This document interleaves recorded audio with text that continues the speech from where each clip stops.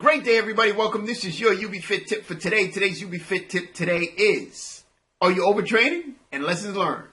Why am I talking about this? Because I got some lessons I learned. And I'm going to be transparent with you, and I hope that you learn something from what I did and don't do what I did. How about that? Since late August, I'm going to say, I've been doing a pretty aggressive workout program. And I'm going to be honest, I was nonstop. I didn't take any breaks. I worked out between, I would say, 5-6 days a week. I was doing all the right things. I was working different muscle groups, once a week. I was combining aerobic activities, yoga, running, elliptical, strength training, TRX, you name it, I was doing it. I was on a roll. Here's the problem. The problem was that I was pushing myself, and many times probably to exhaustion. But instead of me convincing myself saying, hey, it was a great workout, that's exactly what I was saying, because I was feeling sore. And I'm like, man, since I'm sore, that means I'm getting a great benefit, and I know I'm going to expect positive results. But here was the problem. The problem was that I continued to do this process week after week after week after week after week after week. Didn't take any days off. Normally what I end up doing is I'll take a recovery period for 1 week. I'll just take off. And I won't do anything. I'll just do some light activities just to kind of, keep going, but nothing real heavy. But I put that off week after week after week after week because I was on a roll. So about 2 to 3 weeks ago, I had a little soreness in my back. And I felt it before, but I didn't listen to my body. No, why do that? I'm on a roll. So my body decided to speak for itself, and it sent my back into this lower spasm. I would say a lower back strain, and put me out of commission for a good 2 weeks. So basically what happened was God said, okay, if you're not going to do it, I'm telling you what I'm going to do. I'm telling you need to take a break. And it forced me to take a break. That's not what you want to do. You don't want to be forced. You want to do it on your own. So I'm going to help you with a couple of things, and I hope that you don't get into the same scenario. Because pulling your back, muscle back strain or pulling the back muscles is not a good deal. And if you've had it before, you fully understand. And what happens is normally you're just not listening to your body. Your body told you, hey, back off. But we just don't listen. So really, overtraining is a big issue. It's a common problem. We should be aware of it. And I'll talk about a couple things. But first, let's say, what is overtraining? Overtraining happens when you perform more training both in and out of the gym than your body can recover from. Now, the shorter, the less severe variation of overtraining is referred to as overreaching, which is easily recovered in just a few days. But the more severe overtraining could take weeks or even months to recover. And that's what happened to me. So because you're overtraining, everybody's body is different, and everybody has different symptoms of overtraining.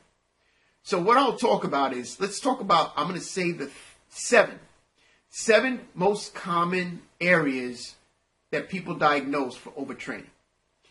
The main one is really ends up, you're training so much, you end up having a lack of motivation. Not a motivation, but lack of motivation. You lose drive, the motivation to train. Your body's telling you that you need to take a rest. You need to take a break. But you're doing too much. That's what it said. But you're saying, no, hey, this is good. That was me. You might feel especially sore after a big workout. Now, soreness may linger for like 2 extra days, and it may be even painful. So that was me. I was sore, and I'm like, man, this is actually a couple days. I'm still sore. But man, this must be a good workout. I guess this is working out for me. And another issue you might actually see is that you might stop seeing results.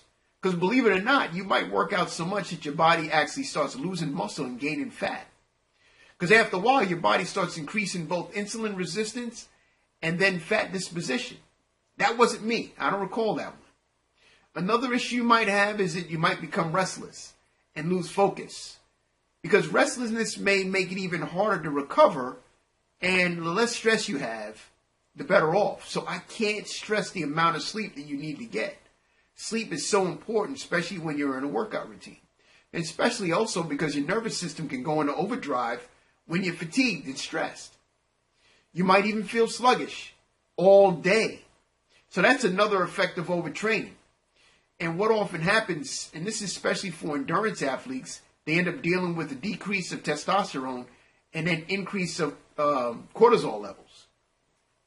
Another issue you might even have is chronic soreness to your joints, your bones, your limbs, because of post-workout soreness, and some people may call it DOMS, which means a delayed onset muscle fatigue. It's normal, but if you experience this intense prolonged soreness longer than normal, then you're probably doing too much. So basically it feels like you got run over by a bus and then the bus backed up and decided to run over you again. And it's not a good feeling, so you got to cut back on the volume or at least the intensity. You might even feel sick. So what happens is that because of a combination of different things, it might be lack of sleep, poor diet, you might not get enough activity, and it may be mental stress. So if you think it's one of those, that's fine. But if it's not, it might be just due to overtraining. So you got to be able to listen to your body. So that's all good. But what are some of the things you can do to recover? Again, the biggest thing I'm going to say is to get some rest. Take a break. You got to take a break. You can be hustling and bustling and getting everything done and feeling great, but your body needs the time to recover. And if you don't get enough rest, it's not going to have that ability to recover. You make sure you want to eat because you want to get carbohydrates in, proteins in, and also fats in your body. Forget the fad diets. Fad diets don't work because your body needs all of those in order to recover. So you want to make sure. Last but not least, you got to stay motivated and you got to keep going. So when you overtrain, some of the issues may come to play, but the last thing you want to do is to stop altogether. So take a break and then get back into it. But don't stop. That's the key. Just don't stop. You can do this. I believe in you. And that is the UBFit tip of the day. Don't do what I do.